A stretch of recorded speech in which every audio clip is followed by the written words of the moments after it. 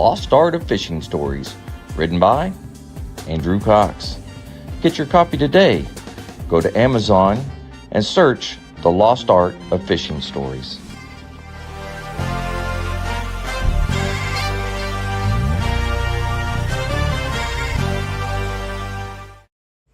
The Lost Art Project, Veteran Voices with Andrew Cox. Preserving history, one veteran story at a time. Marine Corps League and Till Valhalla Project Ambassador. Thanks for tuning in to the podcast that's given a voice to our veterans. The Lost Art Project, Veteran Voices with Andrew Cox.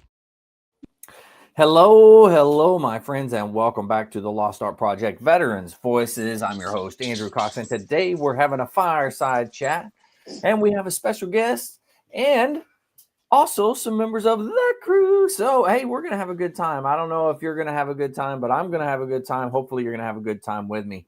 If you're enjoying these podcasts, make sure you go to the website. That's thelostart.podbean.com. Go check us out. See what we're all about. There are a couple of ways you can help support us here on the podcast. You can always go in there, click on that one-time donation link. You can click on Become a Patron. That's a monthly donation. Or you can just purchase some cool merchandise. We do have some cool stuff. And you can advertise right here on the podcast if that floats your boat. Big shout out to the Till Valhalla Project out there doing some amazing things. If you don't know anything about them, go check them out. If you do know something about them, go check them out anyways. It doesn't matter, but we need to support them as best we can. I encourage you all, go to their website. That's tillvalhallaproject.com.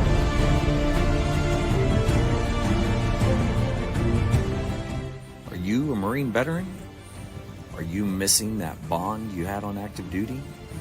Then I have a place for you.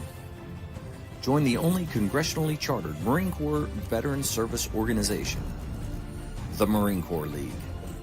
Get that brother and sisterhood back in your life. Become one of the fewer, the prouder, a Marine Corps League member.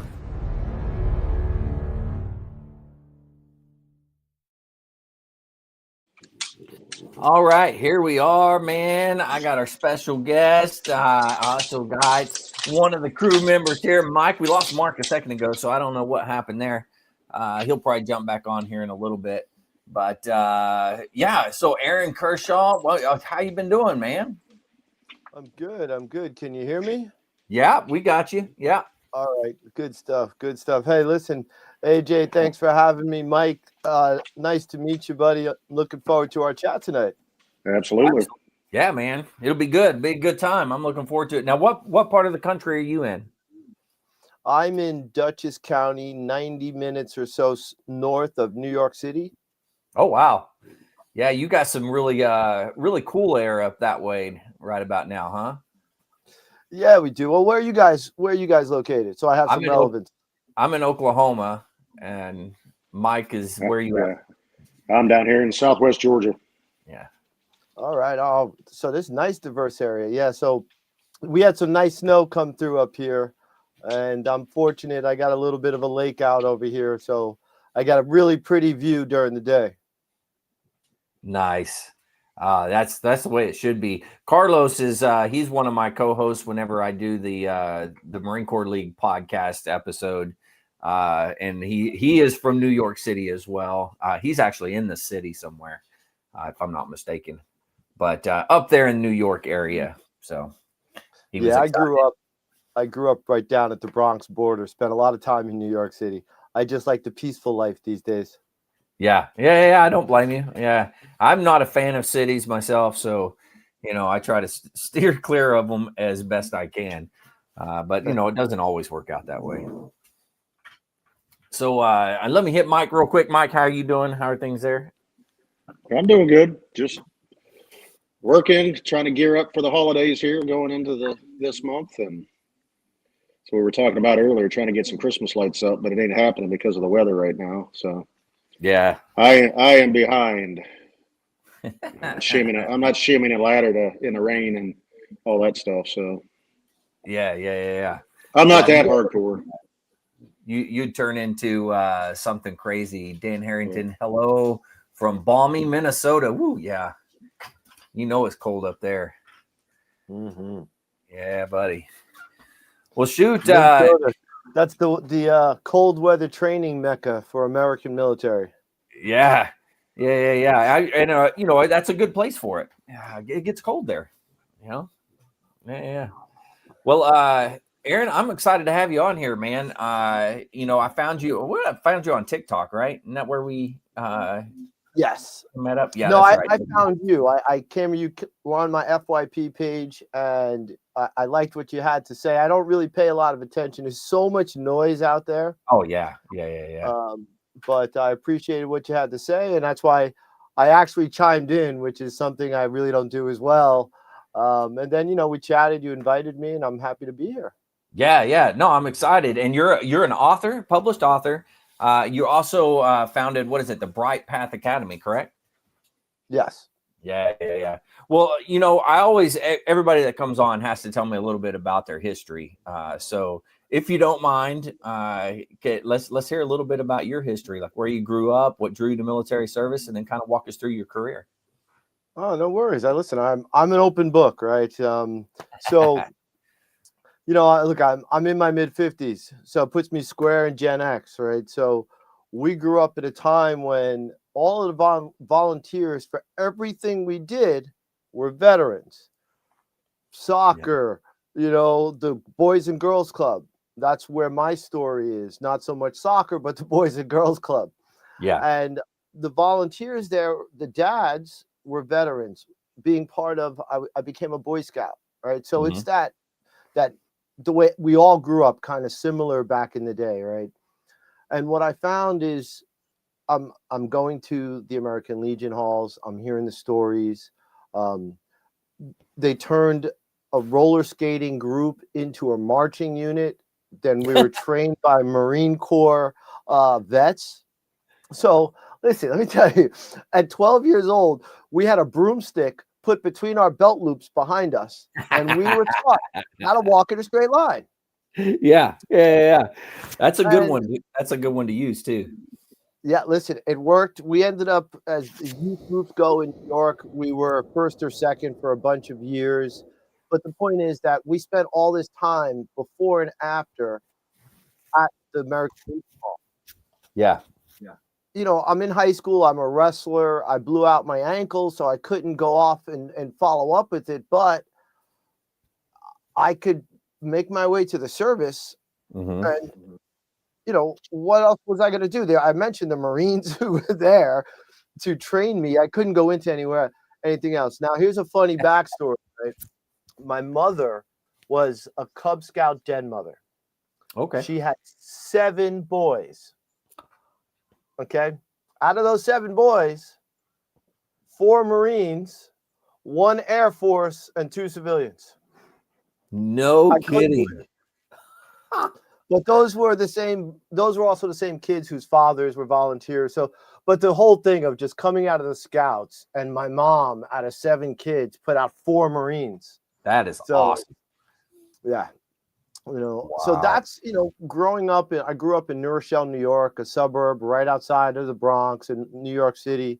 Mm-hmm. We're very diverse. I'm half Italian. So I grew up with my Italian grandparents, but my best friends are Jewish, they're Spanish, who's Mexican just arrived. Yeah. Even people just arriving over from Italy.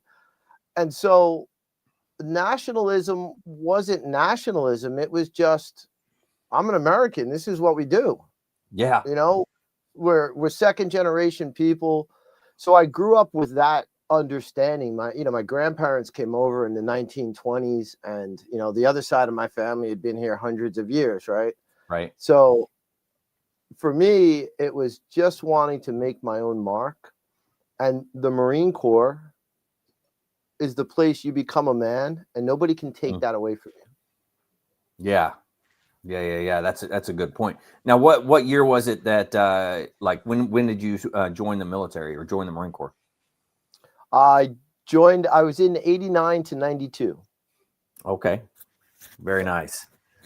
Very nice. Yeah, I took a year off after high school. It's funny, I managed a local Domino's pizza It's one of the assistant managers.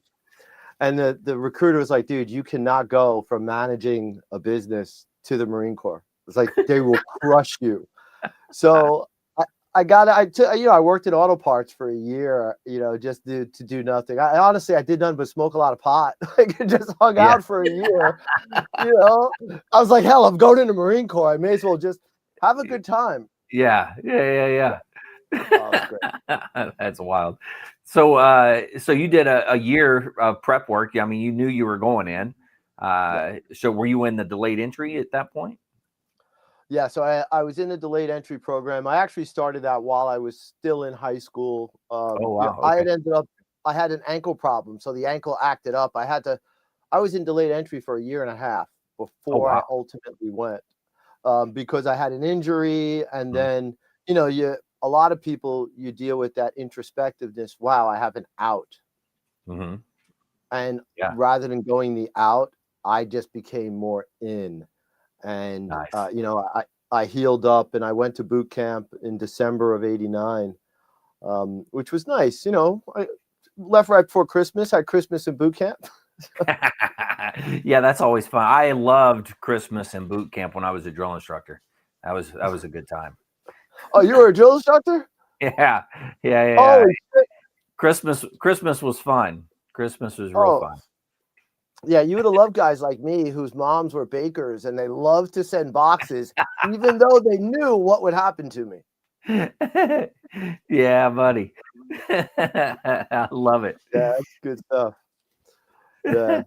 So my related drill instructor story would be, I ended up serving with my drill instructor, adjacent, but my senior drill instructor was a survivor of Beirut bombing. Okay. And he was with the 24th Marine Amphibious Unit. So then ultimately, '89, he's my senior. And fast forward, I think it was between my first and second deployments. So this was '91.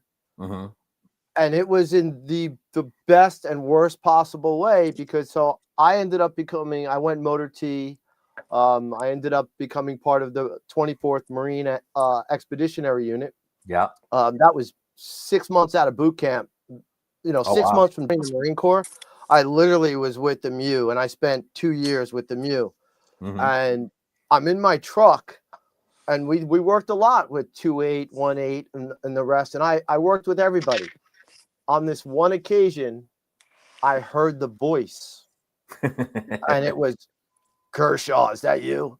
And I swear, man, I get chills now thinking about it. So suffice to say, about 5 minutes later, I definitely was on my face, even though I was a Lance Corporal at this point. Reaction, like, yeah, Kershaw, show him what our relationship was like. Diamonds, here we go. Very nice. And that's the way it should be. You see your drill instructor out in the fleet, you should automatically just get down and get ready to push. That's good. That's good. Yeah. I mean, the relationship, more than I, when you've through creating Marines, but the respect level that we all have for our senior drill instructor is, I have more respect for my senior drill instructor than my own father. Not to put down dad, but I mean, at the end of the day, yeah. If I have a tattoo that I have on my body that's I thought it was the same spot as his. It ended up being a little bit higher. But yeah, I'm crazy like that. I like it. So you joined Motor T. You went on the MEU right away. Where were some of the places that you went on the MEU? So first deployment on the MEU was 6 months. We were already slated to leave January of 1990 within our rotation. So work up, went to Puerto Rico. But then when we went out, this was during Desert Storm, right after Desert Shield turned to Storm. And then we left. We hit a bunch of great spots. I mean, anybody that's been on a med float, we hit the regulars from Rota, Spain to Toulon, France, with time off, so in different time frames. I mean, I probably spent 4 weeks in Toulon, and it was a lot of fun. Other spots that I got to enjoy, it was a shortened float because we ended up going in country into Iraq. So I lost out on getting all the way to Israel. Right. But we hit Italy, France, and then it was Turkey, and a 25-hour convoy over Syria into Iraq to then become Operation Provide Comfort. Okay. Huh. So wow. yeah, That's pretty wild. And now, how long of a convoy, or how long were you on the convoy? You said I was a 25-hour straight convoy. Whew. Yeah, it was a nonstop. We were in the middle of offloading to do training maneuvers in Italy, halfway offloaded, and then we got the orders to just on board, gripe it down. And then we landed in Turkey in Iskenderun, and then just started offloading. And within 24 hours, I believe, we were en route into northern Turkey. That they ended up, it's a base now. The base that's there in northern Turkey at the Iraq border, I was one of the first, 50 trucks to show up. Huh, that's really interesting. So you kind of helped stand that one up then. No, that, you know what? That was the Seabees, man. Those Seabees, I'll tell you. As soon as we arrived, because I was a truck driver, one of the things I learned was get as many licenses as you can. It's an easy way to kind of get easy duty, right? But it worked against me because I got an ambulance license figuring, you know what, every time there's a hump, I just drive the emergency vehicle. But when we went in country after a 25-hour drive, they threw me on a helicopter to go and relieve the advance party ambulance drivers, because we only had 4 in my entire platoon and we were in teams of 2. So I ended up driving an ambulance for the first 3 weeks that I was in country in Iraq, and we set up the 1,500-mile no-fly zone. So, and we brought the Kurds out of the mountains, and that was when we did the non-combatant evacuation operation, right? And it's all the humanitarian side of limiting the enemy's fields of fire or potential influx or issues with us evacuating what turned out to be more than 1 million Kurdish refugees. Right. But like I have PTSD, and it comes from those first 3 weeks of driving an ambulance and I'm a Marine. I mean, shooting people, cool. But dealing with the other aspect of it is kind of what had the lasting memories with me. Yeah. That's me and Mike deployed with a guy that did a bunch of that in his first deployment, and man, that kind of messed him up for a while. But he was the guy taking people off the helicopters when they were injured, and taking them into the hospital. So I can understand that completely. That'd mess with somebody's mind for sure. Well, the one fun story, I won't get too graphic, but the one, these old vets used to tell me stories. You knew that you were in the shit when, right? And you knew when was with the ambulance. We go through our basics on first aid, but we're taught about a sunken chest wound. And, you think, okay, yeah, whatever. And at this moment, you got the corpsmen are working on civilians. There's non-military personnel. And there had just been a firefight that we had to sit back and watch the night before. So literally we couldn't engage, but now we have all the wounded and they're overwhelmed. I understand the ambulance out, and he's like, I need you to come over here. Back in the day, we didn't use gloves like this. Gloves are new. I remember he gave me, it was a 4x4. It wasn't even one of our big pads. It was just like a 4, maybe a 6x6. He's like, here, just hold this over his chest. I remember applying that to the chest and it just getting sucked right into that guy's chest. Wow. And I'm like, it's sunken chest wound. Because I mean, like, what a sunken, And he's like, well, you better get it out. And I'm like, okay, you know, again, I was an old pot smoker, so I knew about forceps, right? So like, okay, you got forceps, use your fingers.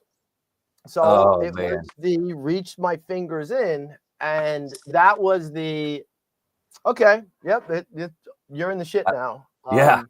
And it wasn't what I had trained for, right? Wow, man, that is pretty wild. And a sucking chest wound, that's no joke right there, man. That is, you got to do something about that quick, or it's going to go downhill really fast.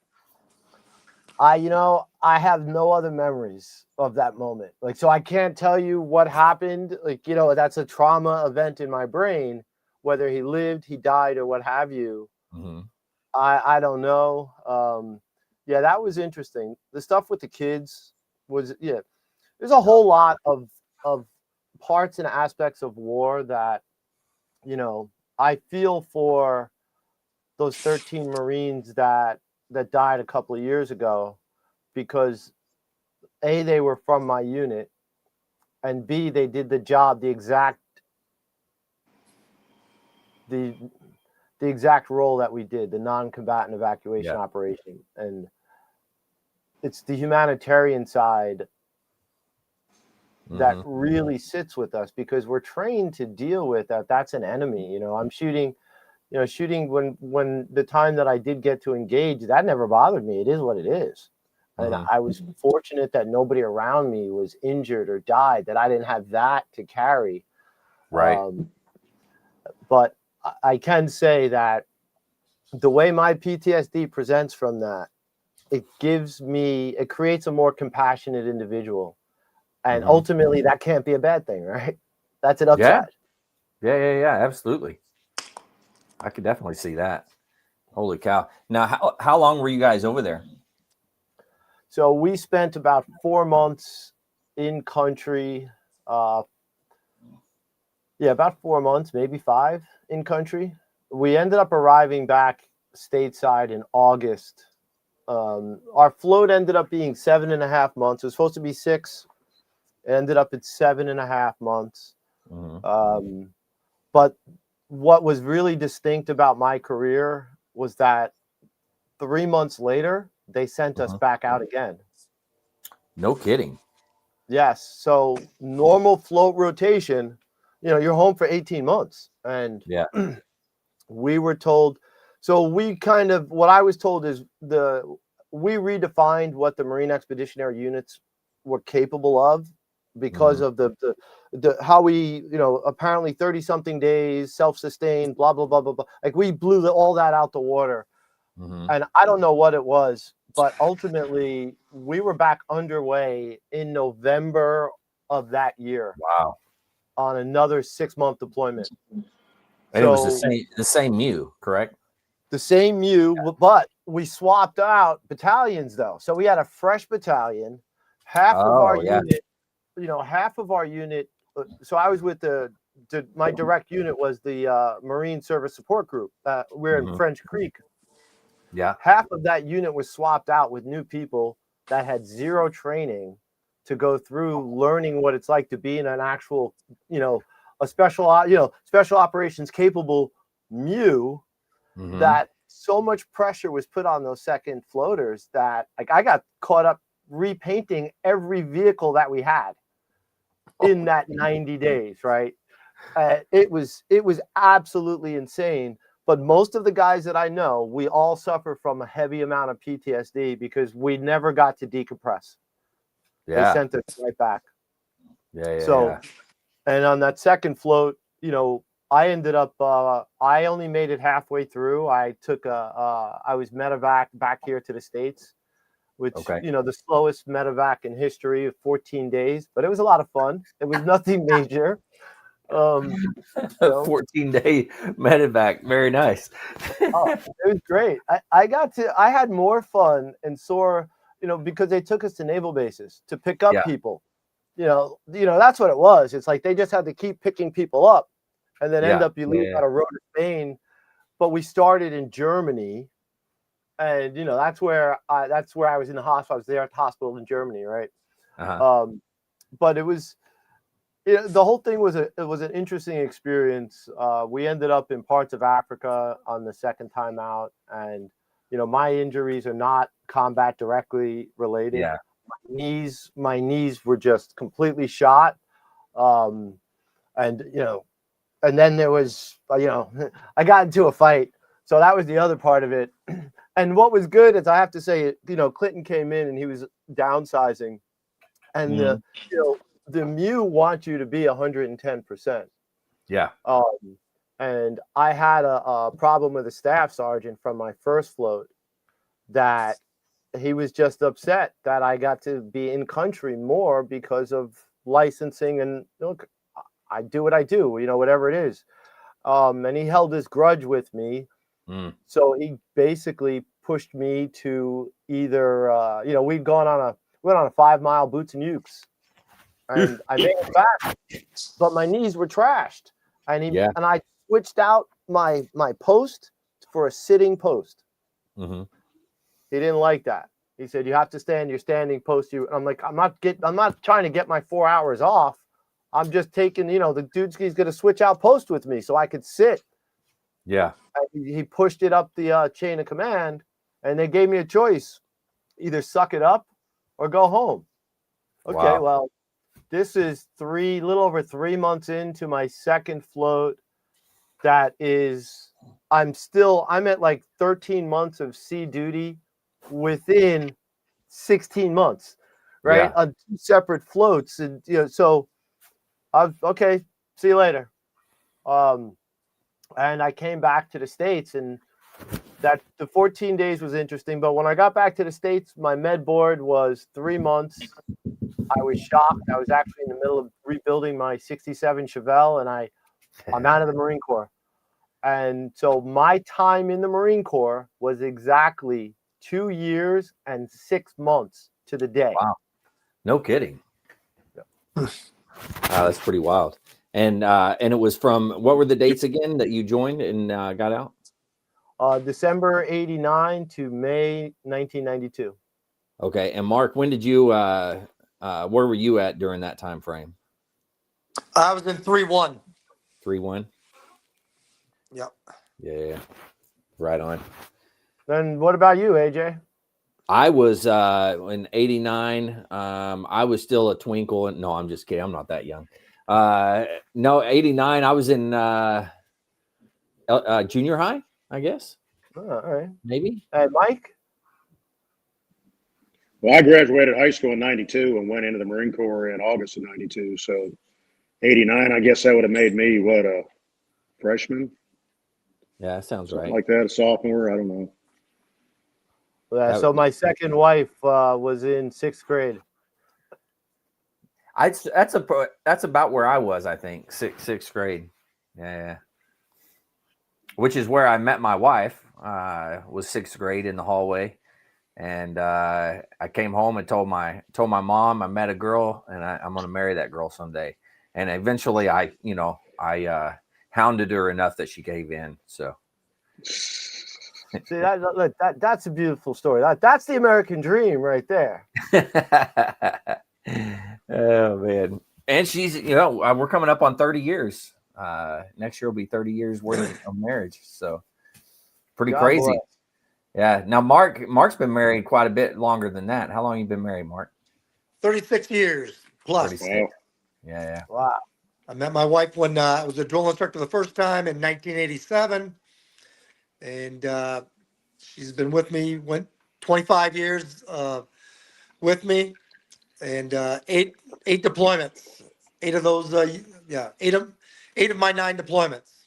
God bless that woman. I know, right? Yep. Well, God bless all your wives, Yeah. But I mean, Andrew and I are kind of the same special. thing. This past Saturday was my wife and mine 29th anniversary. So Yeah. Outstanding. So we're all doing pretty good to be married to the women we're married to.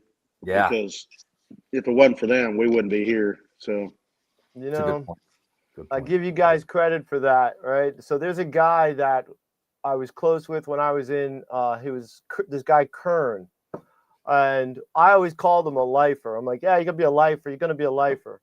Well, wouldn't you know, not only is he married to the same woman that he married right before our first float, he ended up spending, I don't know, like 22 years in the Marine Corps, got out as like a staff sergeant or a master sergeant, something like that.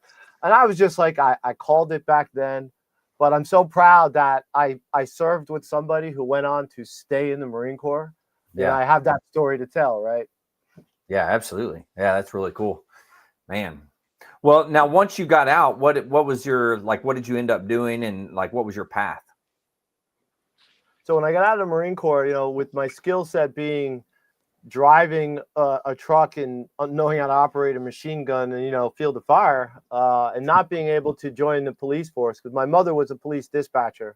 So part of going into Marine Corps was like, okay, I can get out and become a New York State trooper.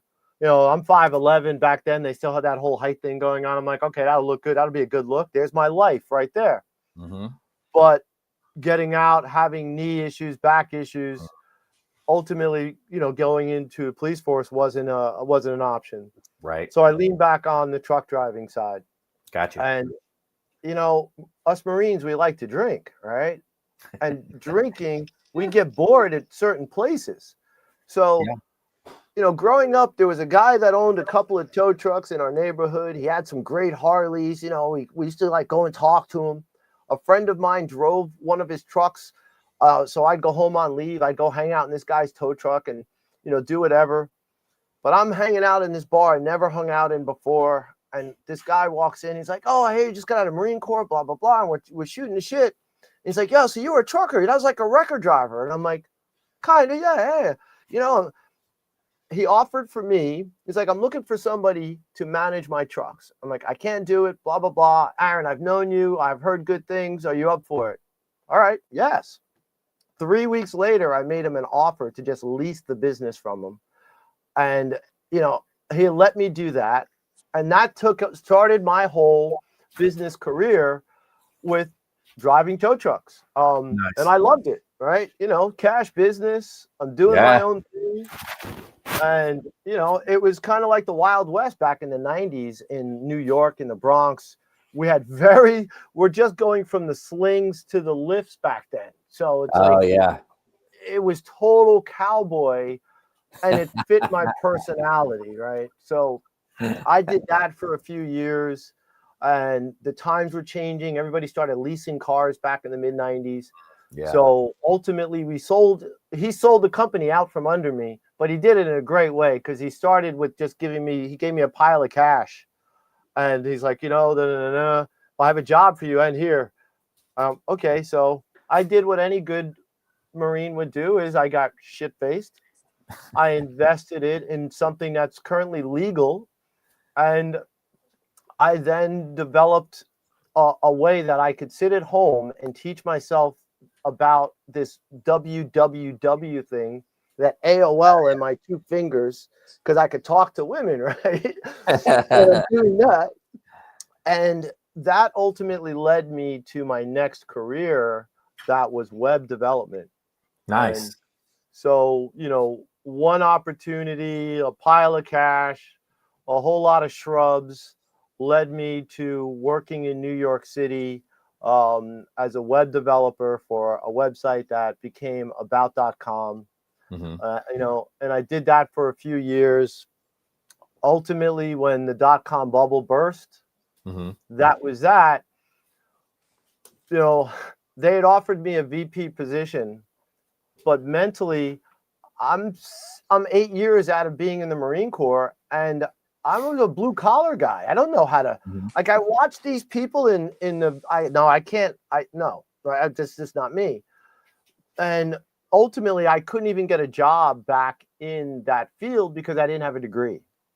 Oh, right. Yeah. Right. And I wish I would have taken the VP role. That was protective because the company was bought out. And when it was bought out, I was the only one to go because I had too much power and didn't have the title. Right. But I ultimately landed with a local radio station that was looking to start to transmit online. And I was able to, so I created their programming. I wrote a program to stream their radio online back in 2001. Wow. So And in payment of that, they gave me. I had multiple radio shows that I hosted over 10 nice. years. Yeah, so for me, that's what I did. I had radio. I was also doing web development and video and photography. Another adaptation from being a Marine is understanding how to breathe, which leads me to how to take a good picture. And it all just kind of worked together, right? Just carrying on discipline and everything else. So yeah, I mean, I had my radio program for 10 years or so. I helped launch a West Point radio program. What was specifically the program that you had? So the program was called On the Inside, and it was on WVOX 1460 AM, WRTN 93.5 FM each Thursday evening from 6 to 8 p.m. I used to follow. Oh, wait, here I could do it this way. I used to follow Bill Mayer. Yeah. So once I get behind a microphone, my voice will automatically it'll adjust down to the tone. But yeah, I spent a lot of years on the radio, and nice. I enjoyed it. It took me to a lot of places. I got to interview a lot of different people. Yeah. Most notably, I got to announce when Michael Jackson died. Oh, wow. I got to have Peter Max, the artist. I don't know if any of you know of him.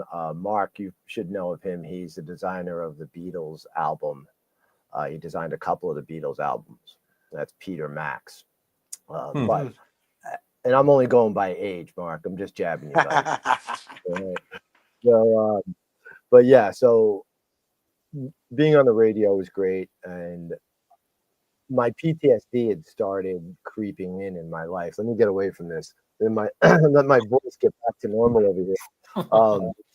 But yeah, so PTSD had started creeping into my life. About 40 years old, and I didn't know it, but becoming more agitated. Yeah. And I kind of abruptly quit my radio show. And I had 3 kids. I was a work from home dad at the time. So I had a lot of pressure, and managing 3 kids and a weekly radio show. Not easy. Producing it. Yeah. So I opted for family because at the end of the day, that's what I was all about. Yeah, that's the way it should be. You gotta look out for the family. That's one thing I think, at least.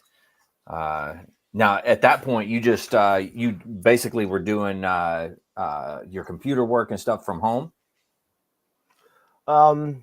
Yeah. So at the time at different times, I had a TV studio at one point where, because we were on the backbone, being in New Rochelle and being right outside of New York City, there was something called ISDN back in the day, which was one of the fastest internet connections you could have. This is the early 2000s.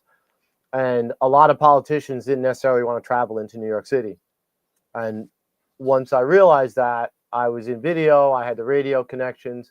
So I had a short-lived studio that we tried to provide that service. But technology moves so fast that But yeah, no, for the most part, I tried to work out of my home because it afforded me the opportunity to be close to the kids. Yeah. And I also like to always work with business. I like mom and pop businesses. So my target was always, I love working with restaurants, and it's like, I had a thing, I need to eat, you need a website. I understand you may not be able to afford a website, right? So I would make a deal. I had like a dozen different places where I never paid for food for probably 5 years. Oh, wow. Now that's a good deal. It worked. I could go anywhere I wanted. And when I brought clients, I'm treated like a king because all I did, I took care of those people. I provided the web services. Yeah. And I really didn't drink a lot. So I'm not going in there getting drunk or drinking a lot. I have 1 or 2 glasses of wine, but that $150 a month in food that cost them $50. Oh yeah. They're like all in. Absolutely. So, yeah, that's a good deal. Yeah. I mean, look, where I grew up I grew up more on the Italian side of my family, right? Mhm. So where I grew up, my father was known as the Black Italian. Most of a lot of things that went on were handshakes. Mhm. This is the world that I understood. So when I got into business and I'm trying to now get you to get a website and you don't know how it may work for you, and I understand that, but there's value to what I do, and I can help them out with other things. Always found ways to make it work for people, right? Mhm. My radio show, used to give my show away and just invite people on to promote their business services or their events. Yeah. You know, it's always been about what makes me feel good. What kind of legacy do I want to lead? And what am I also doing for my name? Because my father, my grandmother were both very well respected. So I need to be me, create my own shadow for everybody else, but still respect where I came from Mm. and create Yeah. a legacy for my children, right? Yeah. It's So, yeah, absolutely. And that's why when PTSD and the physical side of being in the Marines hit me when I was 45 years old, mm-hmm. I could have taken 100% and retired. Yeah. And what I opted to do is not to fight them. I was at 90%. Mhm. And well, I went, so I didn't go to the VA until 2015. Oh, wow. The VA in the 90s was disgusting. Yeah. Like, it was just even arguing with the government, they didn't care. It wasn't until we went to war again that they started to pay attention enough, right? Yeah. So I got out. I was medically separated back in, that was my separation, Mhm. but I didn't go back until 2015.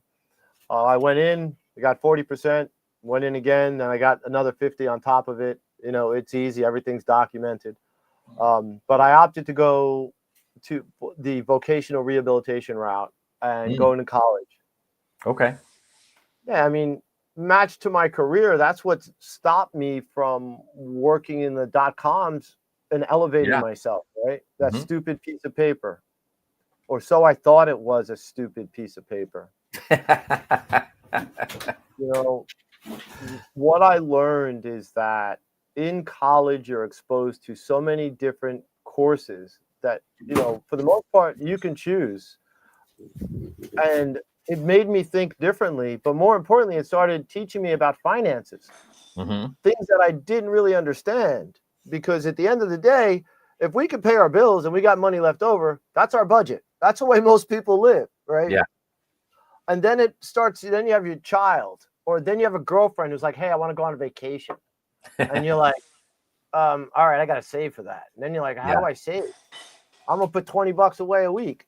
And then 3 weeks go by and there's $60. And you're like, hey, honey, you want to go out to dinner? I'm going to spend that $60 we were putting away, because there's no conceptualization of the concept of saving for time and what Right. it will ultimately bring you, right? So it wasn't until I went to college that I started to change my thinking. And then I realized I'd run businesses, I'd done all of this, but I'd never been in a position that I had to budget and pay attention to money. Mhm. And I realized I didn't know how to budget. So Hmm. I'm 45 years old, I got kids, and it didn't make sense, right? So Yeah. I started in finances in 2020. I started working with Ameriprise Financial. COVID was starting. Mhm. And at that time, there was an advisor who his person didn't want to come in. So I said, hey, I'll try it out. You offered me an opportunity to learn about finances. Yeah. I'm doing this in college. So within about a year, I had achieved my license to be a stockbroker. Oh, wow. I moved from I was in Mamaroneck, New York, doing that, and I Mhm. was offered an opportunity in Greenwich, Connecticut. And I worked and supported 6 different advisors. I was on the operations side, Mhm. and you know, all combined, they managed like $600-700 million. Oh, And God. oh yeah, these guys were amazing at what they do. Um, but this is why I also, within my writing and everything I do, it's very important for people to work with financial advisors. You Yeah. know, nothing that I do teaches people to go and do it on their own, Right. right? So working at Ameriprise, my focus was financial plans as well as money movements and things like that. And what I realized that even wealthy people don't necessarily budget or don't understand some concepts of it.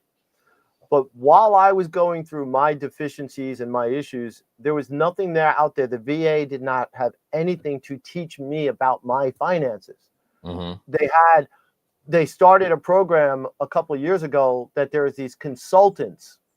Okay, well, that's what, if you go on the va.gov, they recommend, I think they recently changed the name of it, but it's basically a third party that you can work with, but they're still just providing advice to you. They're not teaching you anything. So that you're still now remaining dependent on, I have to reach out to that person. And at some point, they're going to want money because they deserve to be paid, right? Yeah. So I'm like, you know what? Screw that. Like, where is the teach me so I can do it? In the military, we're taught that way. Like, I'm going to teach it to you so that you can teach it to others, so that you can then go and now you're empowered. The VA has not done that. And I learned why. Part of it is because the structure that the government has in place for financial advisors is very structured and limited on how we can provide advice. So, I earned my license to be a full financial advisor. I went on to earn my next level of licensing, but then I gave it all up because ultimately, to be an advisor and to be successful at it and to make a lot of money, you need to build up a following. You need to build up assets under management. I'm in my early 50s. I'm not going to make that much of a dent to really bring up my income so much. So I'm being a realist, right? But getting into finances, I really wanted to help other people.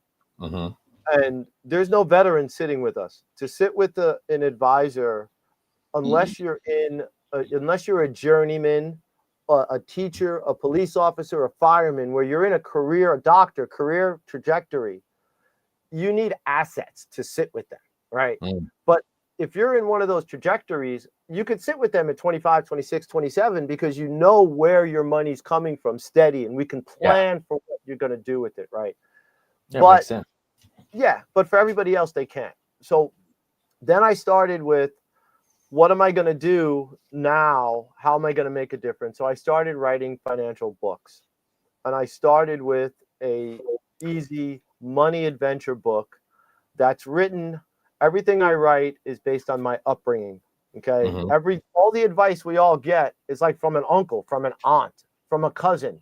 It could be Mike's younger than me, but he's a friend of the family. He goes, Aaron, no, come, let's talk about this. Let me give you some advice. It's the uncle, aunt, family mentality. So in my books, you're having a conversation with me. I'm not preaching at you. I'm not telling you where you should be. I'm also admitting mistakes that I've made. Okay. Like being that young Lance Corporal, taking money out, and then buying stuff. And then by the time the dust settles, I'm $400 in overdrafts, 4 days later. Right. Because to me, life is about telling stories as illustrations for lessons. Okay. So I took that, and what I wanted to do is to make it accessible to people, make it easier. So that's where the Bright Path Academy started. I need to make it easy for people. I can't be everywhere. So let's turn this into an online course. How do I then present it to them? Okay, we have no attention spans, right? So a 90-minute course. The overall videos are 7 to maybe 12 minutes long. Oh wow! Bite size, and you could stop it. There's also text as well, so you could read along and watch the video, or you can just read, whichever way people are comfortable with, right? But at the end of 90 minutes, or maybe an hour and a half, because if you do all the exercises, it's going to take you longer, right? But the content is only 90 minutes. Now, from that, we also have a book that's available on Amazon. Okay, that is Budget Like a Boss, which is the course I'm talking about, and Budget Like a Boss, the companion guide, which is 100 pages, and it then reinforces that lesson where now you're filling it out. Okay. You're filling out the information, and it starts with where's your budget. It teaches you about the mental aspects of how you spend money, because you need to understand where's your motivation, right? It covers going over 10 or 12 chapters. By the time you get to the end, you not only understand your budget, you know how to modify it, and you understand why financial planning is important. So that is now available through the Bright Path Foundation for veterans. Okay. We started the Bright Path Foundation, which is a new 501c3. The website is brightpathfunds.org. And I started that so that I could provide it for free to veterans. I don't like red tape. I fucking can't stand red tape.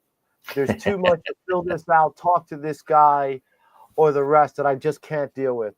So Bright Path Funds was created in order to facilitate me being able to pay for it all on the back end. Okay, but the important URL that I would like you to share is brightpathaccess.org. brightpathaccess.org. That's the website that any veteran or family member can go to, sign up for free, and you will receive the course that I'm talking about, the Budget Like a Boss course, and an additional 10 other courses. So, I'm trying to stay focused. I know we're getting up to an hour, but what I've done is I've created an ecosystem, right? I'm not here to talk about me as an author, because me as an author was just a means of me working out the BS in my head so that I could present it to people, right? And, so there's a lot of books that are on Amazon, but it's more important the substance of the books. And there's books, I wrote a book on resiliency where I tell personal stories. Everything we do is focused on emotional intelligence. I had a problem talking to my 19-year-old son because he did something, and every time I wanted to text him, I was angry. I'm like, but it wasn't him, it was me. And then I realized through talking to my therapist that that's my trauma. And I did some research on this, and I realized that us as parents, we carry a lot of shit to our kids that have nothing to do with our kids. Right. And so a lot of my writing comes from recognizing we all have this trauma, and we're just trying to do the best we can. So we have an addiction series that literally just admits we became an addict because we're just trying to get through our everyday. It's not that we're a fuck up. It's not that we're a piece of crap. We're just trying to survive. And the name of the series is Used to Survive, because, AA makes people feel guilty about using, but sometimes you just need to take the edge off, or you literally may kill somebody, or kill yourself. Like, to me, to just go have a shot if you need to have a shot, because you understand why you're having that shot. Go smoke a joint if you need to smoke a joint, because you understand why you're smoking the joint. And if I'm, then that's half your battle. Now, my fathers were alcoholics. I was an alcoholic when I was younger. I was a crack addict when I was in high school managing that business because a lot of stress. So I come from this as a place of truth, trying to create material that's real. It's not bullshit. That it's like you having a conversation with your uncle or your friend. So the problems with my son led to a 3-book series that's for parents to recognize their trauma, for the teenager to read, and even for a elementary school age, because if you got a teenager and a parent that are butting heads, and you got an elementary school kid there, they all have voices that need to be heard. The parent's voice needs to be heard, because the parent needs to hear about their own trauma to themselves, to then be able to turn to their son or their child and be like, you know what? I yell at you so much because, you with these dishes, when I was younger, we didn't have a dishwasher. And my mom would come in and break dishes if I didn't wash the dishes. So Yeah. when I ask you to put these dishes in there, I keep hearing my mom, I got to do this. And it's not you, it's me. Parents need the space to recognize and be able to say that. And the child needs to not be an asshole, right? So You're not wrong. You're not wrong. no, because I was that asshole, though. I'm just, Yeah. I write it from truth, right?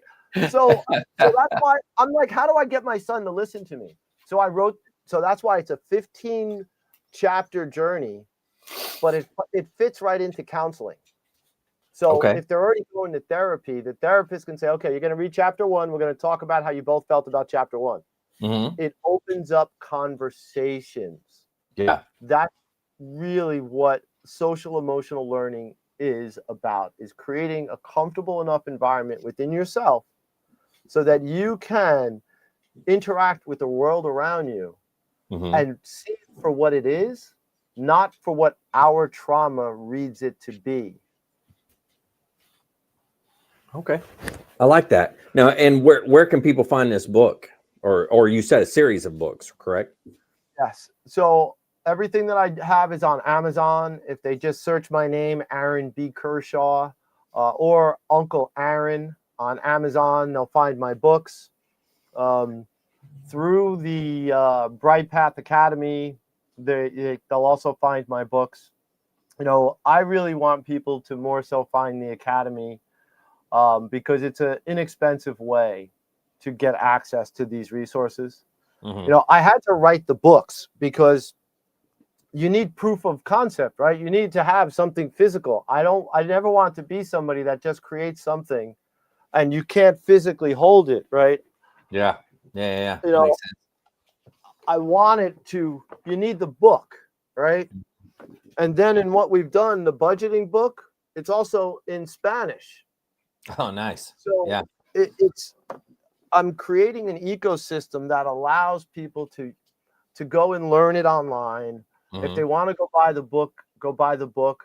But I'd rather them learn it online because if there are, to the non-veteran listeners, whatever you spend to educate yourself on the Bright Path Academy goes directly to educate veterans and their families. Whereas if you buy my Amazon book, they're taking 60% of that. Yeah. And, I don't need profit. I need to support the website. And that's what costs me monthly. Like I'm paying out of pocket for that. Mm-hmm. So, I want to help veterans because ultimately, look, my life went to crap because I didn't have the emotional resources and the financial wherewithal, right? Yeah. And luckily, I didn't become an alcoholic or I didn't end up in drugs because I did that earlier in life. And I knew that I have to be here for my children right now. Yeah. Right.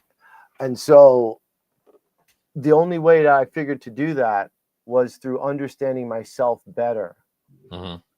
And the programs that I've created is to help other people understand themselves better without reading a 300-page book or going Right. to a 6-week lesson or spending $2,500 to go to somebody's 3 freaking day getaway just to sit there and la. You have to be the light of your life before you can help other people type of stuff. Like, I'm not against that, but the truth is you just need to be comfortable with speaking your truth to your people. Yeah. Very true. Very true. Wow. Now Mark, he's been doing, correct me if I'm wrong on this, but you've been doing financial stuff with Wounded Warrior, or not Wounded Warrior. No, sorry. Ah, man. Oh, you're on mute. Yeah, Wounded Warrior Project. Yeah. I'm the financial readiness specialist. We're financial counselors. I'm also got my AFC, my accredited financial counselor certificate. Nice. So I'd love for you to look at what I have to see if there's value to the members that you're working with to help them get a little pre-education before they come and sit with you folks to make your life a little easier.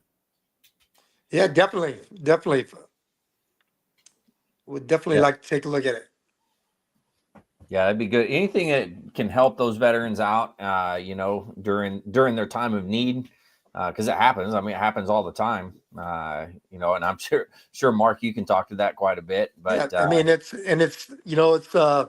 it might be the same material, but here in a different way, different method, it might might make it click, you know. true. Um, yeah. So it's just like, and you're a father.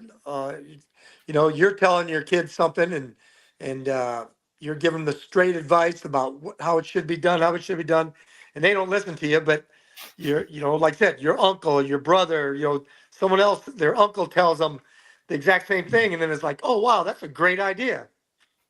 Man, how frustrating is that though, man? Oh yeah.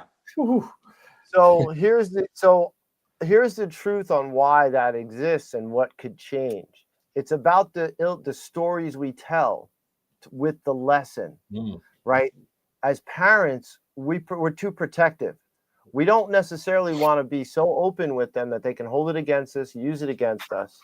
So when we tell them something, we're just explaining to them how it is, how it operates, how to do it, but we're not illustrating it to them. So in the case of boot camp is, hey, dumbass, pay attention, watch. Here's the truth of it. But you still don't tell us how you guys may have ever messed it up. But you drill it into us. We can't treat our kids that way. It's easier if we say, look, you should fill it this way. Like I'm pouring a beer. I'm going to teach you how to pour a beer. You're going to fill it slowly like this.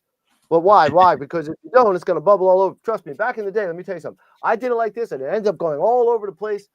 Now I've illustrated the story. You know what? My son is going to do it exactly the way I told him. Why? Not because I told him how to do it, but because by telling him the story, I've illustrated and I've explained where I made the mistake or where I learned this from. Yeah. And that's what they get from the uncle, because the uncle's like, hey, yo, look, you're going to do it like this. Trust me. But the uncle may be like, look, back in the day, your father, he made a mess all over the place. Yeah. He tells the story about the dad. Yeah, exactly. Yep. Yeah, but like I've lied to my kids. I've told my kids bullshit like stories that are self-deprecating to prove a point. Because the truth is, in my life, the truth probably is more damaging than telling them a lie, like the way if I could remember the truth.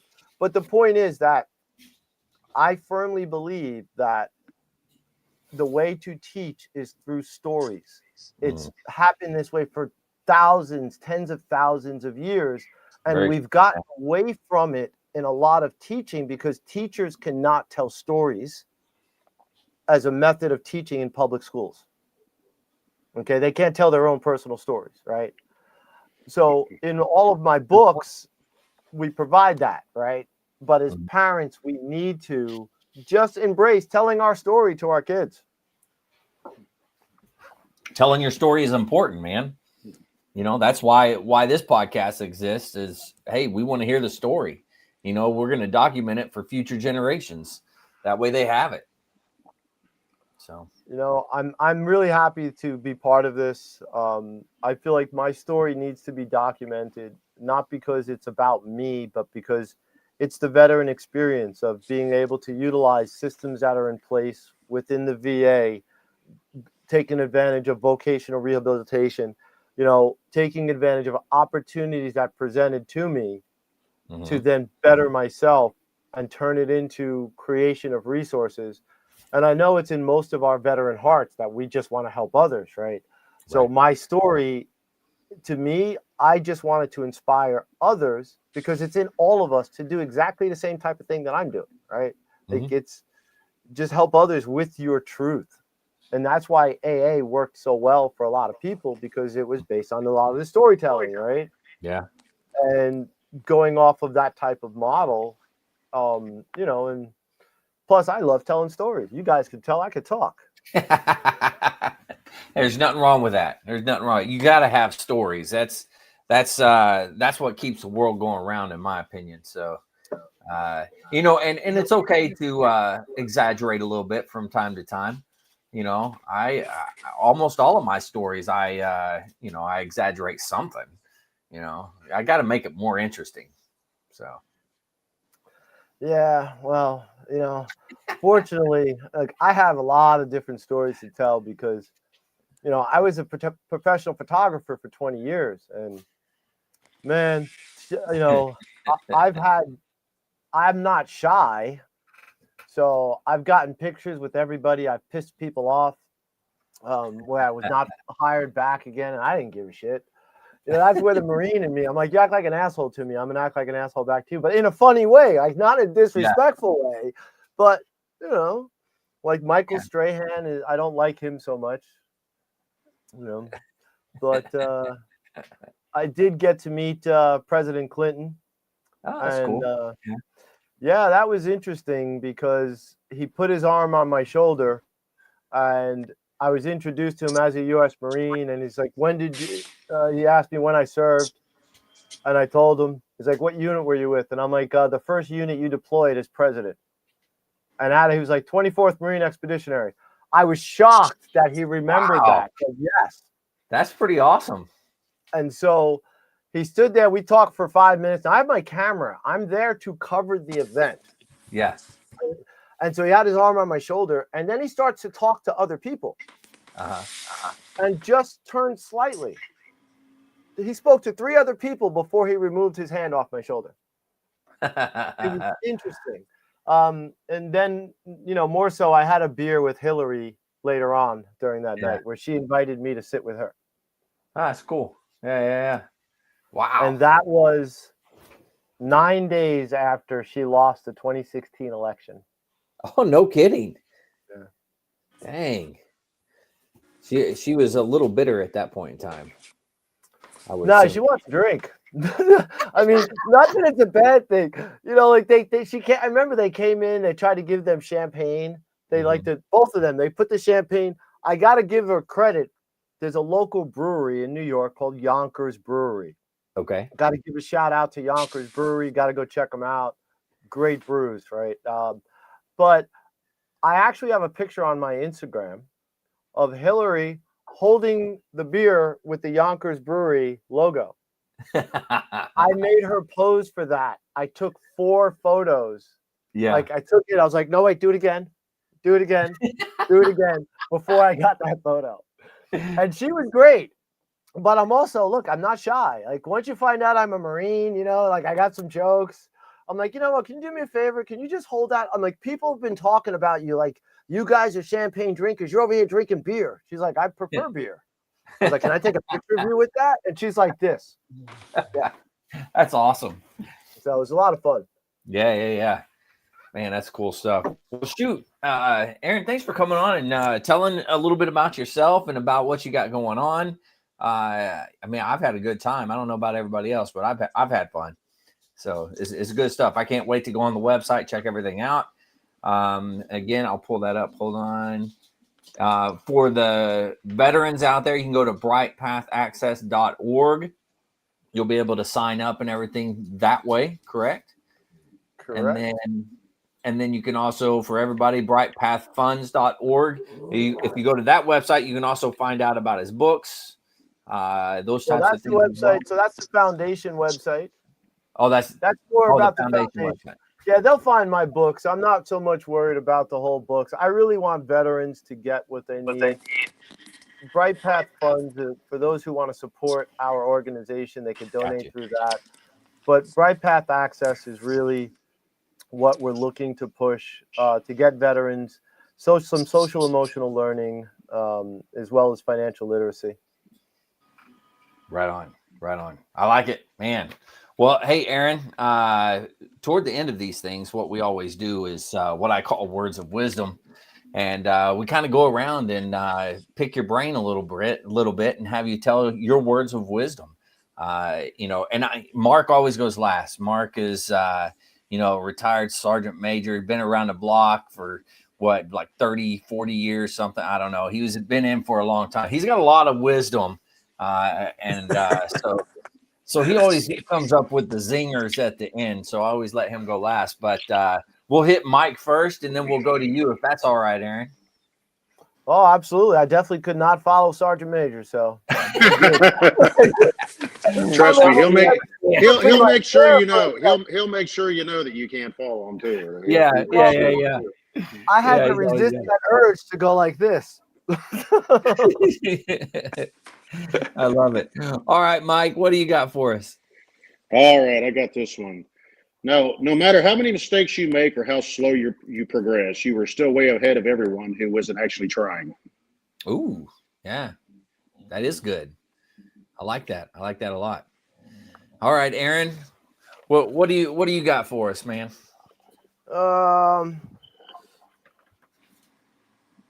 This is a good one. All right. If you don't tell your money where to go, it'll disappear without saying goodbye. Ooh. Wow, That's a good one. Yeah, that's really That's good. a damn good one. Say that one more time. We got to hear it again. If you don't tell your money where to go, it will disappear without saying goodbye. Holy cow, man, that's good. That is really good. But is that your quote? Is that from you? No, yeah, that's for me. Okay. But you get a lot of quotes like this in my books. In my books, so all my books are verbatim on the courses. So that's why I'm saying you don't need to buy the book. You take the course, you get the book right in there. There's a download of each book with all the courses. Gotcha. So Okay. you get quips like that in there. Very nice. That's a good one, man. I like that. Yeah. And of course, we come down to the final here. Mark O'Loughlin, Go ahead, beat that, Sergeant Major, retired. What's up? I'm not sure if I can, but I'm gonna. I'm kind of you started inspiring me with all the stuff that you do, and especially the 501c3, so that veterans can take that free. So I'm going to quote Ronald Reagan here and say, "There's no limit to how much good you can do when you don't care who gets the credit." Ooh, that's good. That's out to you. Good. That's a shout out to you, Aaron. Yeah, absolutely, man. Thank that is you awesome. so much. I did get chills from that. I do appreciate you very much. I'm hoping that we can definitely follow up. I'm looking for endorsements that I can find my sponsors for on the back end. But my focus is just trying to help these folks. Yeah, it's important, man.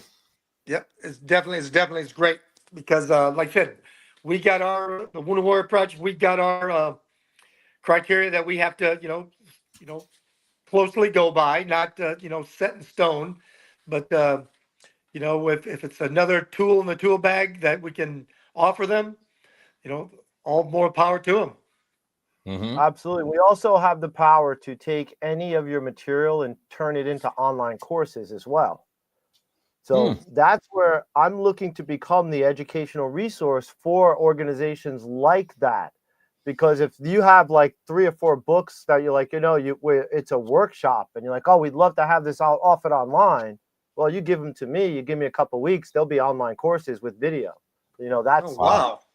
So that's part of, my background is web development. So 30 years of this.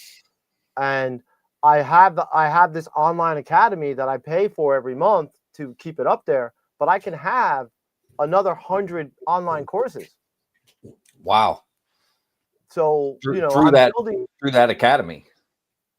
Correct. Yes. Well, It's all through I pay for something called Kajabi, which is an online learning online. It's an LMC learning platform. And we currently have 60 courses now, but part of my vision, because getting and creating courses to put online has been difficult, and I can streamline that and make it cost effective for veteran organizations or organizations serving veterans. Yeah. I'm 100%, so I'm kind of retired and I'll make money on all the other stuff. So if I can create this ecosystem to support other veteran agencies, then it just makes sense to me. Mm-hmm. Yeah. Wow. Yeah, that's awesome. Yeah, very much so. Well, shoot, Aaron, thanks for coming on and doing this, man. Truly appreciate it. Everyone's got to go check it out. I'll throw it back up one more time here. brightpathaccess.org. Go check it out. See what he's got going on there. Take some of his courses. I know I'm going to go look at them for sure. Yeah, thanks for coming on and sharing, man. It was a good time. All right, thanks. I really do appreciate you guys. If you ever need me again, I'm happy to come back on. Absolutely. Hey, don't hang up on me when I do this outro. Don't go anywhere. I'll bring you back in here in a little bit. Sound good? All right. To all the listeners out there, if you're struggling, need help, anything like that, don't forget the VA does have some great resources. You can always dial 988, press option 1. You can always text 838-255 or go to veteranscrisisline.net, click on that chat icon. Any of those options will put you in contact with somebody that can help you out. But remember, one veteran life lost is one too many. I care about you. I know Mike and Mark care about you. I know Aaron cares about you. So please reach out for help. And if you're out there, you're not struggling, reach out to the buddies you serve with, ask them how they're doing. If they need that helping hand, please give it to them. All right, fellas, one last time, thank you very much. To all the listeners out there, stay motivated, change your socks.